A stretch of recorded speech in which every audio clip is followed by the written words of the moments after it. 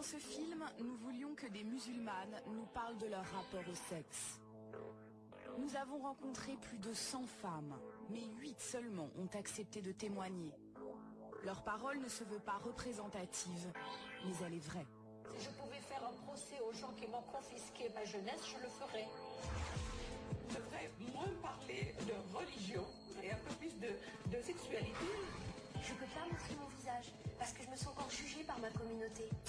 J'ai envie de dire la vérité. Peut-être que là, je vais me libérer une bonne fois pour toutes.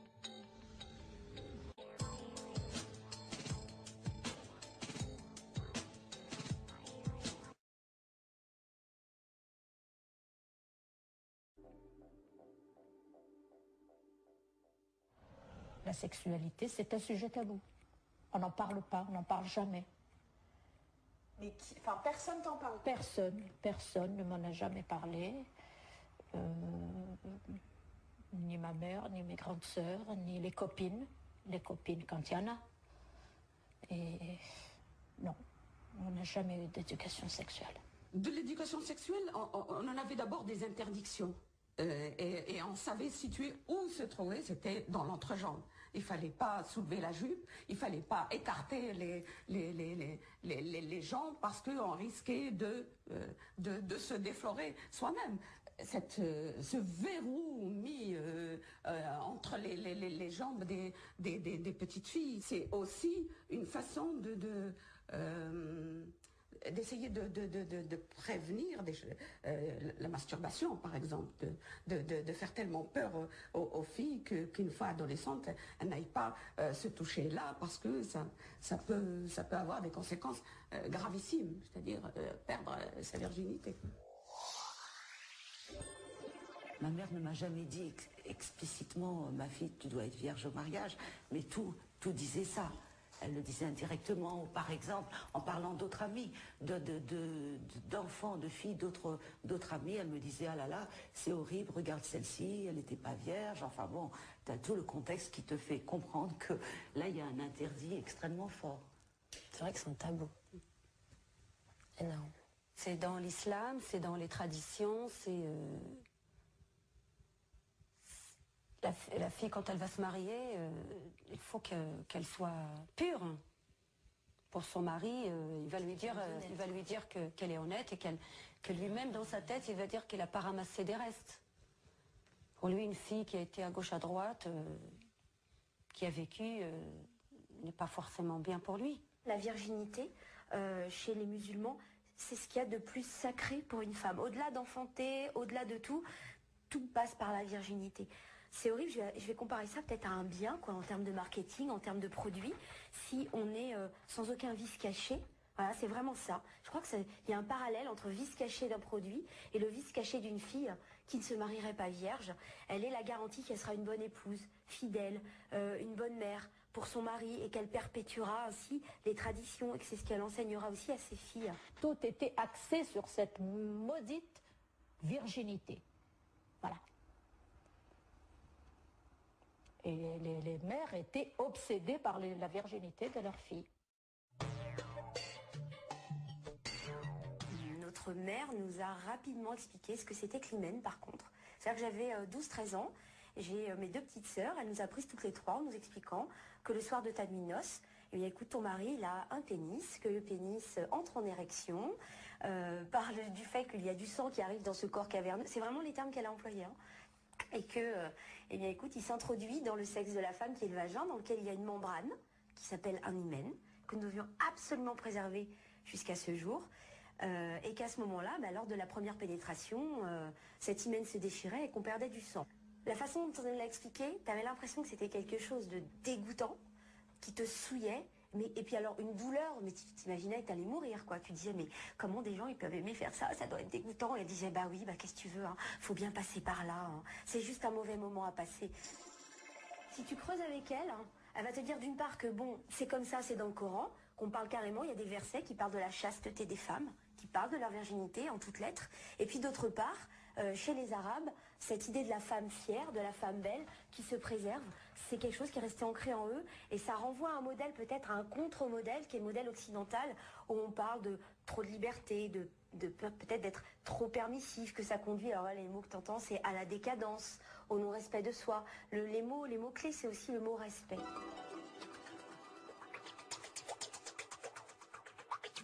Il y avait des contrôles périodiques de la virginité. C'est-à-dire? Ah ben voilà, la mère qui contrôle si la fille est toujours vierge. Toi, ta mère, elle te contrôlait? Eh bien, il lui est arrivé une fois, oui, et je me suis sentie très très mal. Très très mal. Et elle l'a fait avec mes grandes sœurs, elle l'a fait plus souvent. Elle l'a essayé une fois, donc je l'ai vécu très très mal. Qu'est-ce qu'elle a fait? Eh ben, qu'est-ce qu'elle a fait? Comment faire une petite fille? On lui écarte les jambes et on regarde si elle n'a pas été dépucelée. Mais Tout comment simplement. ça s'est passé? T'étais dans quel contexte? Ah ben, le contexte familial, le plus simple, je l'ai énervée parce que j'avais un caractère plutôt volontaire. Je répondais et puis bon, ben, elle doit se dire, celle-là, bon, il faut que je vois un petit peu. Elle l'a fait sans aucune forme sans prendre de gants, quoi. Sur le plan de ma dignité, j'en ai été vraiment touchée. J'étais jeune, hein. Et là, ça m'a marqué, ça m'a marqué longuement.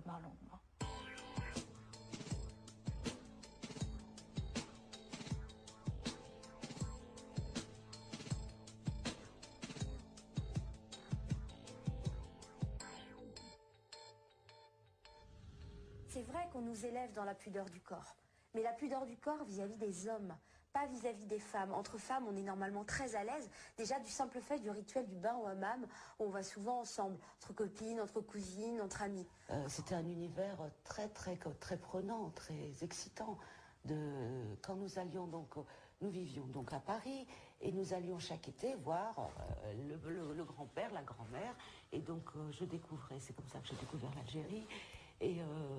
Et ma mère, effectivement, m'emmenait dans les hammams. Et je trouvais toutes ces femmes, ces jeunes filles magnifiques, qui vivaient bien leur corps, qui, comme ça, dans un espace de très forte convivialité, d'intimité, de complicité. Moi, j'étais fascinée par ces femmes-là.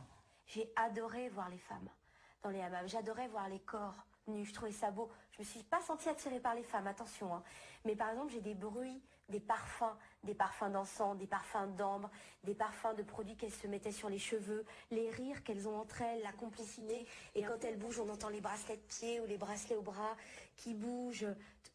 Il en émanait une sensualité avec cette vapeur. Par exemple, quand on va, on mettait des huiles essentielles, on mettait du henné, on mettait des clous de girofle, des produits vraiment pour sentir bon, pour préserver aussi le corps, mais préserver ce corps pour l'homme. Pas pour nous, pour soi. Ça aussi, je trouvais débile, moi aussi.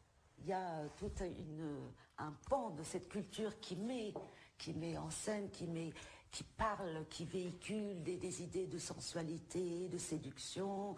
Hein, il suffit de lire Les Mille et une nuits, etc. Toute cette littérature-là, la poésie. Et en même temps, effectivement, dans les sociétés, un poids des traditions extrêmement anti-femmes, encore très très fort. C'est peut-être justement à cause de cette libido et de cette sensualité arabe qui peut faire perdre la tête aux hommes qu'il y a ce paradoxe en face de cette répression qui dit il faut absolument diminuer au maximum les dégâts possibles.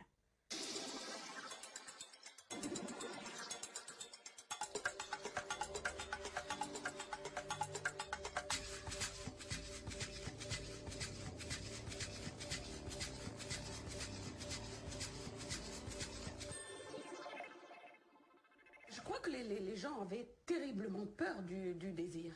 Et cette terreur du désir, elle était s'installer et se consolider avec la séparation des sexes et se laisser aller au désir, c'était se dévoyer. C'était comme de la prostitution. Les désirs, c'est très simple, il est arrivé lorsque mon système hormonal a explosé, quoi. Vers 12 ans, j'ai mes règles. j'ai mes seins qui se mettent à gonfler. Et mon corps change, mes hanches s'affirment. Et là, je commence à sentir ma libido qui naît. Tu sais, quand on commence à voir le ventre qui chauffe un petit peu, quand on regarde certains garçons et puis qu'on fantasme. Je me rappellerai toujours d'un petit jeune, il avait 16 ans, moi je devais avoir 15, 16 aussi, pareil. Il avait des yeux magnifiques. Ça, j'ai gardé toujours l'image. Je sais pas où il est parti, le jeune, mais je me rappellerai toujours de son regard. C'est incroyable. Bien sûr, c'est les premiers émois de l'adolescence, hein, c'est normal. Et partant de là, on rêve, hein. C'est-à-dire? Et on rêve du prince charmant, de ce que sera la vie plus tard avec ce garçon, etc., etc. L'imagination normale. Je rêvais d'embrasser un garçon, je rêvais d'être dans les bras d'un garçon, de faire l'amour, bien sûr. Et ça, vraiment, ce rêve, je voulais aussi le concrétiser en dehors de ces tabous. Ça me pesait ces tabous, ces interdits. Je dis, pourquoi j'ai pas le droit d'embrasser un garçon comme j'ai envie? Si jamais j'avais des relations donc interdites avec un garçon, c'était la honte qui rejaillissait sur la famille. Et qu'est-ce qu'on faisait? On était punis. On était punis de mort, même. C'était ça, pour laver l'honneur, c'était la mort. Hein. Tout était surveillé, si vous voulez. On nous a toujours inculqué qu'il y avait des yeux partout, qu'on nous filait, qu'au moindre geste déplacé, etc. Alors le geste déplacé, c'est peut-être prendre la main d'un garçon qu'on aime, ou le regarder dans les yeux, ou pas de regard amoureux, fallait rester toujours dans la rigueur que nous impose cette éducation. Parce que moi je dis, cette éducation n'est pas forcément, c'est-à-dire elle puise ses racines dans l'islam, mais l'islam est souvent aussi très mal interprété. Jamais je n'ai appris dans le Coran qu'il était interdit de regarder un garçon ou que ça n'existe pas. Ça n'existe pas. Ce qui s'est ancré dans les racines du désir que je peux éprouver, c'est la culpabilité. C'est quelque chose qui est tout le temps resté de me dire oh, mais je suis pas une fille bien, c'est pas bien, oh là là, je suis une chienne, je suis une salope, oh, comment je peux penser des choses comme ça, c'est dégueulasse, oh, si maman savait, oh là là, oh, mais c'est pas bien hein, d'être comme ça, c'est horrible. Donc voilà, à chaque fois que j'ai eu du désir, ça s'accompagnait de moments d'angoisse et de moments de culpabilité. La seule entorse et le premier contact charnel avec un homme, c'est un jour où le chauffeur du car nous avait emmenés à la limite du village où il y avait une dune. On était montés tout en haut de la dune, on avait regardé l'oued et le désert, et puis là il m'a prise et il m'a embrassée, et puis c'était merveilleux. J'avais l'impression que c'était la dune qui montait embrasser le ciel. Et cette ivresse, cet étourdissement du premier désir, et en même temps tout de suite la panique du désir, du danger, de ce qu'il peut représenter.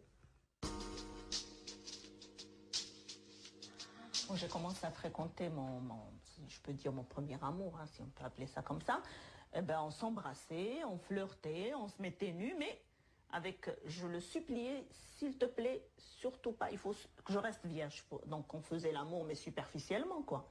Il regardait mon corps, il me caressait les seins, le vagin, on a même joui tous les deux souvent, mais sans me pénétrer. Et mon père, il savait très bien que j'avais une relation, mais il fermait les yeux. Mais votre père imam? Oui, mon père imam, oui. Quand il nous mettait autour de lui pour nous enseigner le Coran et tout, il disait que le prophète était très respectueux de ses femmes, qu'il nous racontait toujours plein de hadiths et d'histoires liées à la religion musulmane, aux héros de la religion musulmane, Omar, Ali, etc. Et il nous disait qu'ils étaient très respectueux de la femme et que c'était un être humain comme tout le monde et qu'on devait être égaux en tout. Ça paraît vraiment une aberration, mais c'est mon père qui était plus ouvert et plus tolérant que ma mère. Moi, je dis que la femme, c'est elle la gardienne de la tradition, au fond. Plus, je dis pas que les hommes le font, pas du tout, il y a des exceptions chez les hommes dans notre société, mais les femmes, parfois, elles s'acharnent plus à véhiculer, à préserver la tradition que certains hommes, je précise. Mes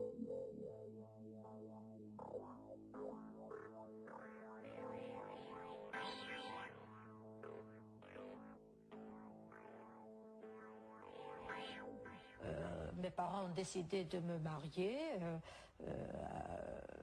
parce que d'abord j'avais l'âge d'être mariée, C'est-à-dire 16 ans, et puis ils l'ont choisi pour moi. Je n'avais pas le droit de dire non. Pourquoi? Parce que non, parce que c'était une affaire de famille, pas une affaire personnelle.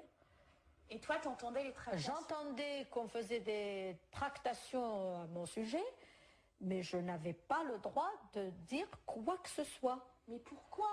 Parce que je n'avais pas le droit. J'étais une fille qu'on doit marier et j'avais pas le droit de choisir mon mari. C'est eux qui le choisissaient pour moi. Ils savaient mieux que moi ce qu'il me fallait. Mais c'est écrit où ça? C'est écrit nulle part, c'était comme ça. C'est écrit nulle part, bien sûr que c'est écrit nulle part.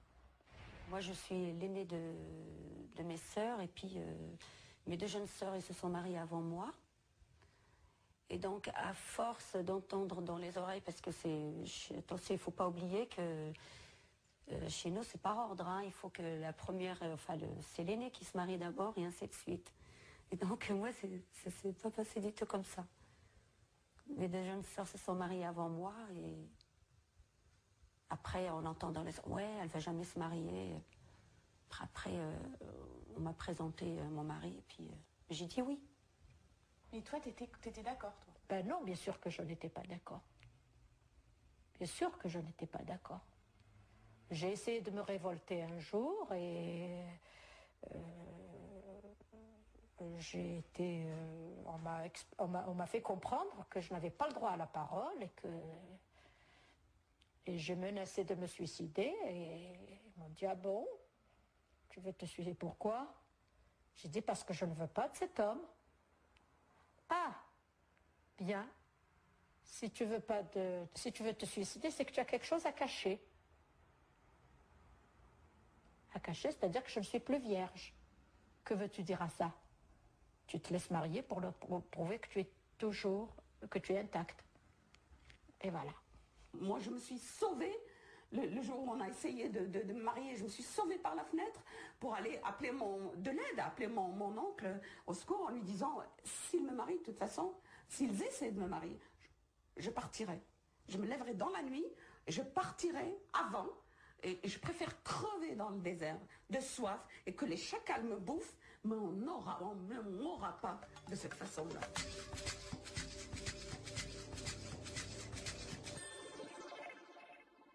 On est pris dans un système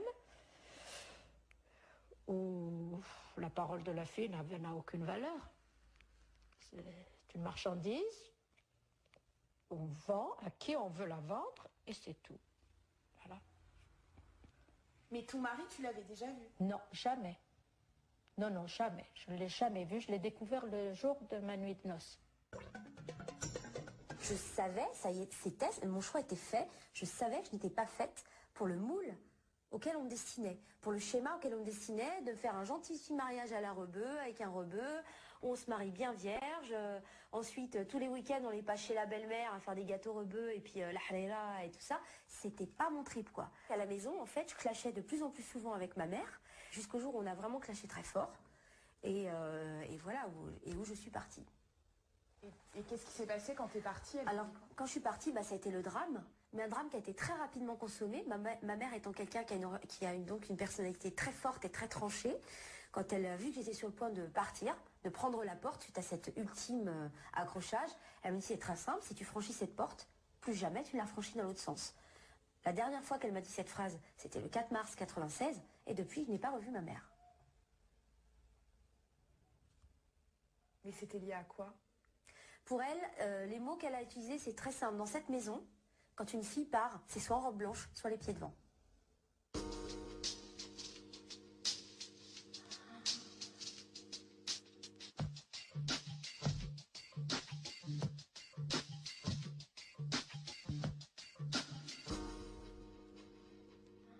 Moi, par rapport à la virginité, j'ai volontairement décidé de la faire disparaître.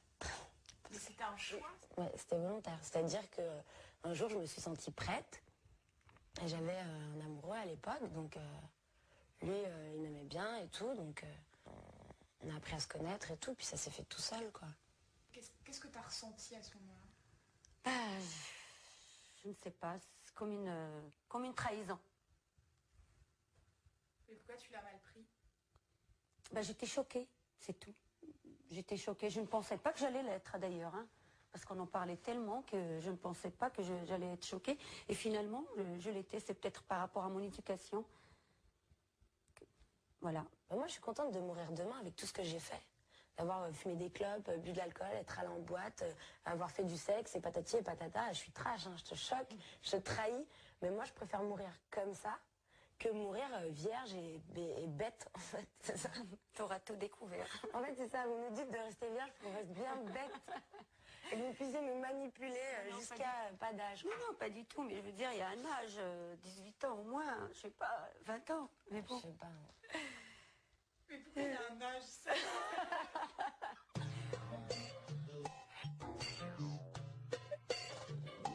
Le jour de ton mariage, on te lâche dans l'arène.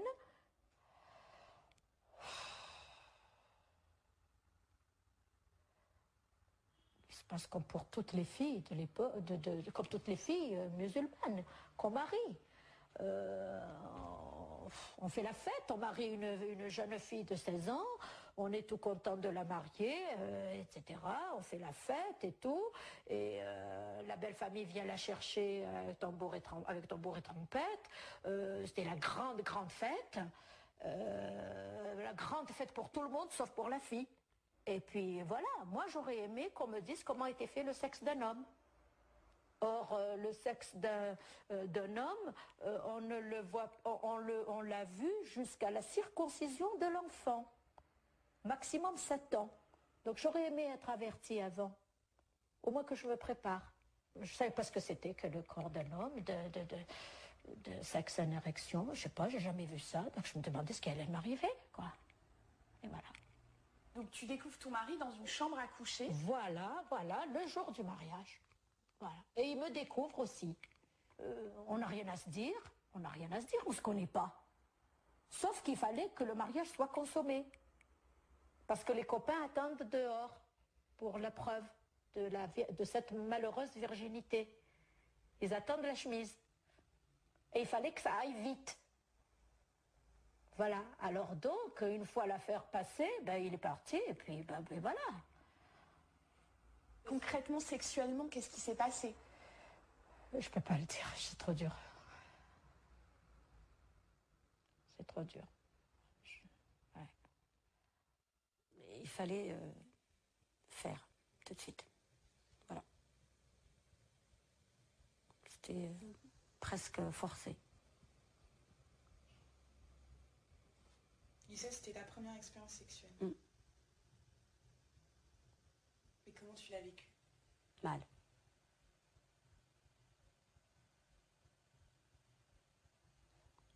On passait à l'acte. Et c'est tout.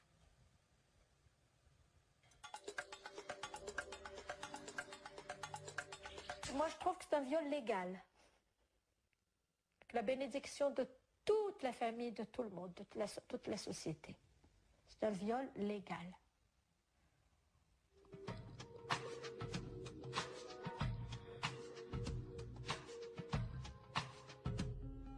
Mon premier amant, c'était une rencontre, comme ça. Un grand blond, qui n'avait absolument rien à voir avec les garçons que je fuyais, les noirceurs et les noireaux comme moi, etc. C'était un blond aux yeux verts. Mon premier regard, je me souviens, je l'avais pris pour un professeur, un coopérant. En fait, c'était un Kabyle. Et nous sommes tombés amoureux l'un de l'autre. Et pendant longtemps, bien sûr, on se faisait des bisous, des câlins, mais ça n'allait pas plus loin parce qu'on en avait peur, parce que Parce que dans la tête des garçons, ils sont encore plus... Quand ils aiment une fille, ils peuvent être encore plus inhibés qu'elle. En tout cas, là, c'était le cas. Et je me souviens de nos ébats en cité universitaire, ils me disaient, mais il faut que je te fasse ça avec les honneurs, il faut que... C'est quoi les honneurs? Et puis, bon, ben, un jour, débordé par le désir, on l'a fait. Mais cette première fois, c'était assez curieux parce que pour moi, c'était d'abord, je n'étais pas à mon corps, je n'étais pas à l'écoute vraiment de mon corps, de ce que ça allait être cette première fois. J'étais plus dans la transgression. La signification était tellement forte que j'étais dans la signification surtout et moins dans le senti. Et le senti, c'est après que c'est venu. C'est-à-dire que vous n'avez pas eu de plaisir, mais vous aviez le plaisir de voilà, passer. C'est quelque chose d'important. Et voilà, je l'ai fait. Voilà, c'est ça. Je l'ai fait. Il n'y a pas de you-you autour de moi. Et on ne verra pas une chemise tachée. Je laverai moi-même mon sang. Personne ne le verra. Je l'ai fait toute seule. Et voilà. Et je les emmerde. On a pris beaucoup de temps, ça s'est très bien passé. J'ai pas du tout eu mal. Ça, c'est une chose importante. Je n'ai pas eu mal. Et à l'instant T où c'est arrivé, je me suis dit, oh là, il y a la foudre qui va tomber du ciel et je vais mourir sur place. Qu'est-ce qui va se passer? Et puis en plus, instinctivement, crispation aussi, un peu difficile pour ma vie sexuelle d'après, de me dire que ma mère me voyait. Ma mère était là dans la chambre avec moi et me voyait. C'était horrible. Je pouvais pas me laisser aller au plaisir physique intense. C'était pas possible. J'étais complètement crispée là-dessus. Même si à ce moment-là, je savais déjà que j'étais athée, n'empêche que j'ai eu un gros doute. Je me dis, il va m'arriver un truc là, c'est pas possible. Je suis en train de faire le truc le plus chaud, le plus interdit, le plus tabou qui puisse exister dans ma communauté. Ça y est, je suis une hors-la-loi, je suis une rebelle. Et j'avais conscience à ce moment-là, en plus, que pour moi, c'était un point de non-retour et que j'entrais en clandestinité. Du coup, la culpabilité était vraiment forte?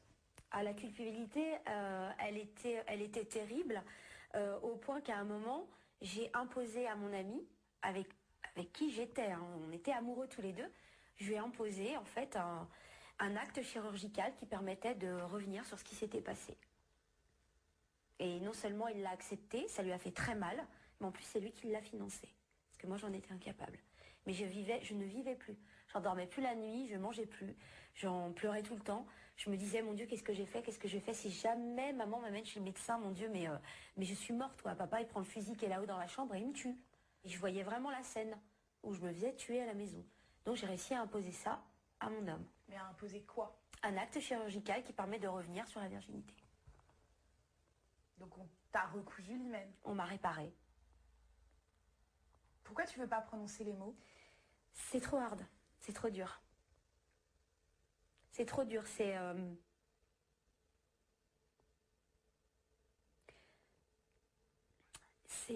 vous rencontrerez pas beaucoup de filles qui accepteront de le dire, ça.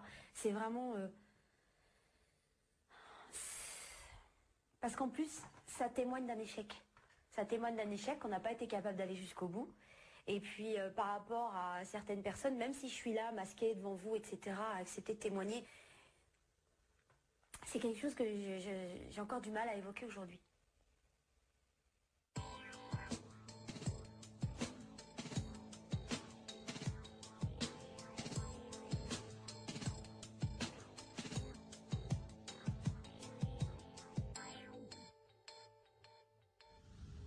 Je me rappelle de cette...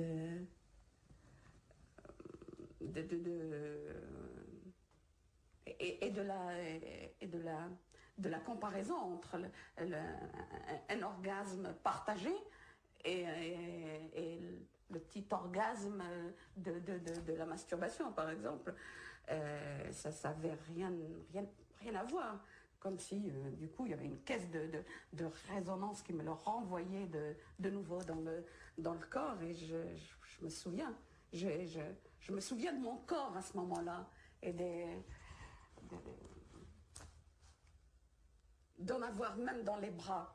C'est un bouleversement, c'est un tremblement de terre dans mon corps, dans ma chair. Et c'est des larmes de bonheur qui sont venues aussi. C'est des larmes de, j'allais dire, limite de gratitude envers lui, d'avoir vécu ça avec lui. C'est serré dans les bras très très fort. Après, en voulant plus se desserrer, en voulant rester ensemble. Et là, par contre, pas une seule seconde, je pense ni à ma mère, ni à tout ça, quoi. C'était dans l'instant, dans la sensation, dans les corps, dans le charnel. Franchement, la première fois, j'ai maudit ma mère. Ça m'a marqué. Parce que je disais que c'était tellement bon, c'était tellement beau, c'était de parler, de réagir, de ce soupir comme ça, assez forte que je dis c'est pas possible qu'on interdit une femme le contact avec un homme.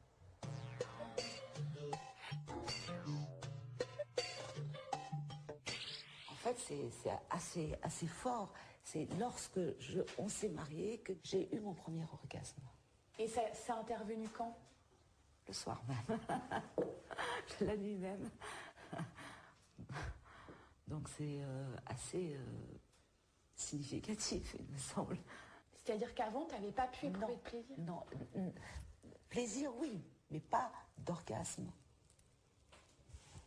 C'est fou à quel point le poids, comme ça, les schémas mentaux qu'on peut recevoir sont performants. Le plus fort, c'est le corps. C'est le corps qui parle, c'est la libido qui parle. C'est cette puissance, cette énergie sexuelle qui parle. Pourquoi vouloir la réprimer? Parce que nous vivons, la communauté arabo-musulmane, nous sommes dominés par les hommes. Et le seul outil sur lequel nous, femmes, pourrions avoir prise sur les hommes, c'est notre sexualité. Donc, pour ne pas que ça arrive et pour asseoir leur suprématie, ils nous soumettent, ils nous briment. On va aller jusqu'à même l'extrême. Il y a certaines femmes musulmanes en Égypte et dans certains pays d'Afrique noire, musulmans, où les femmes sont simplement et purement excisées, c'est-à-dire mutilées, où on leur enlève leur clitoris qui peut leur permettre d'avoir du plaisir à ce niveau-là. Faire l'amour, c'est comme un sacre du moment. C'est une revanche sur le fait que depuis l'enfance, on est sali ce sentiment-là et ce plaisir qui est essentiel, qui est la vie même.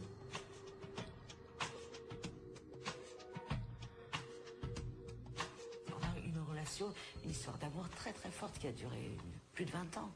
Donc c'était passionnel, c'était extrêmement très très charnel. Et ça pendant plus de 20 ans. Et ça a duré comme ça. Non, c'était une très très belle histoire. Et il n'y avait rien de haram? Il n'y avait rien d'interdit? Non, je vois ce que tu veux dire. Non, il n'y avait rien de haram. Rien. Non, mais je veux dire la fellation, la sodomie. Oui, non, il n'y avait... Non, bien sûr, c'est possible. Oui. Je vivais avec un homme que j'aimais, qui m'aimait, donc il n'y avait pas d'interdit du tout.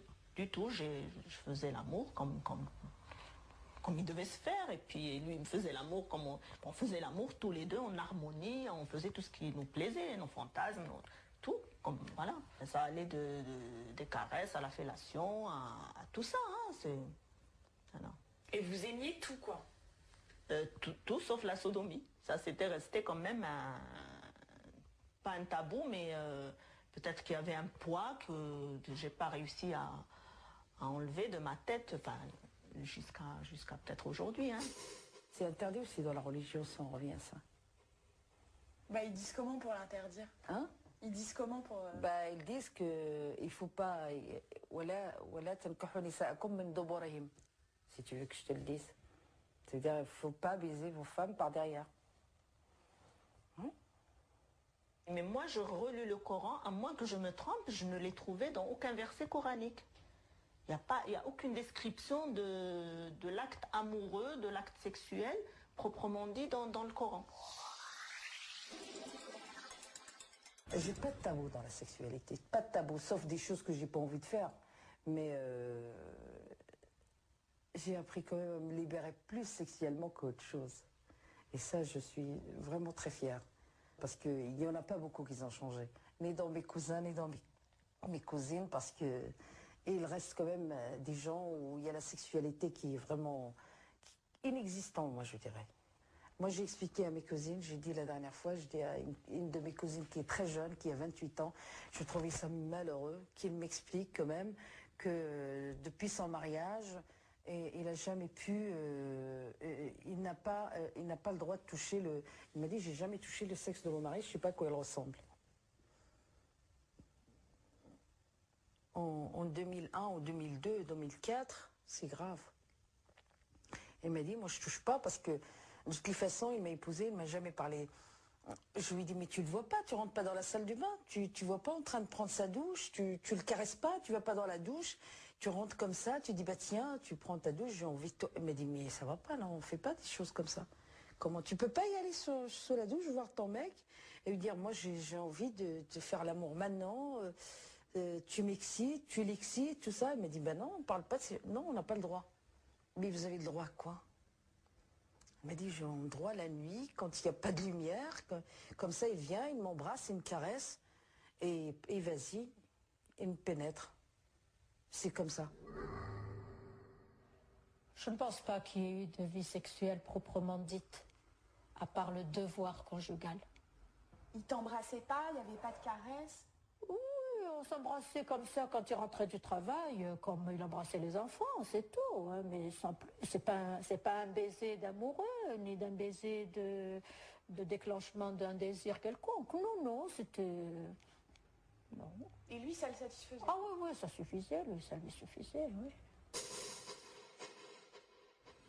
C'est l'homme qui doit diriger, c'est pas la femme. Dès que tu commences à vouloir changer ta vie sexuelle avec ton mari, et tu commences à lui dire ça serait bien si on avait des petits câlins, des petits mots gentils, si on s'embrassait avant et tout ça, ça me plaît pas. Où t'as été traîné, tu me plais pas toi. T'as été voir quelqu'un, qui c'est qui t'a parlé de tout ça et tout. Ça te fait mal d'entendre ça, Mouna, toi? Bah c'est clair, ouais. Et ça me réconforte dans mon choix de pas garder la virginité à l'époque. Parce que ça m'a évité de vivre une histoire comme celle-là. C'est pas rare chez nous, une histoire comme ça. Eros, il n'existe pas. C'est un mythe, mais il n'existe pas.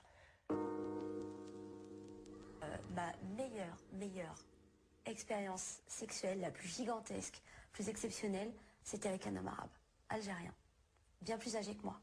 Pourquoi? Une connaissance du corps des femmes absolument incroyable, capable d'analyser, de savoir exactement ce qui vous fait plaisir en voyant juste bouger ou danser, ou en testant 2-3 petits gestes à droite à gauche et en sentant comment on réagit. Et là, en 6-4-2, on est collé au plafond et on redescend plus, quoi. Et là où on s'est retrouvés, lui et moi, c'est qu'il avait des fantasmes lui aussi et qu'en tant qu'homme arabe, il ne pouvait pas les assumer. Et comme il sentait que moi-même j'avais une libido un peu, on va dire, débridée et que je m'assumais complètement, il a pu mettre en pratique avec moi des choses qu'il n'aurait pas osé avec d'autres. Quoi? Alors, de temps en temps, il est arrivé qu'il ait envie, par exemple, de s'habiller avec des dessous féminins. Alors ça, impossible, un homme arabe, il ne va pas raconter ça à ses copains.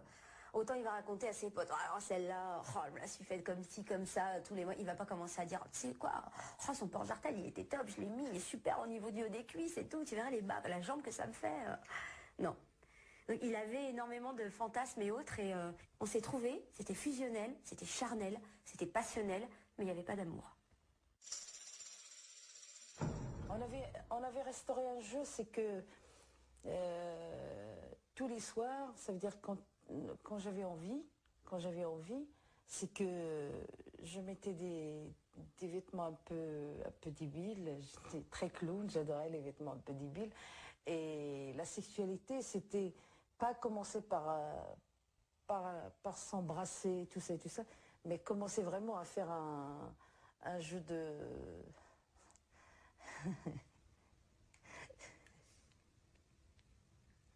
Je pensais des trucs, c'est pour ça que j'ai pas envie d'en parler.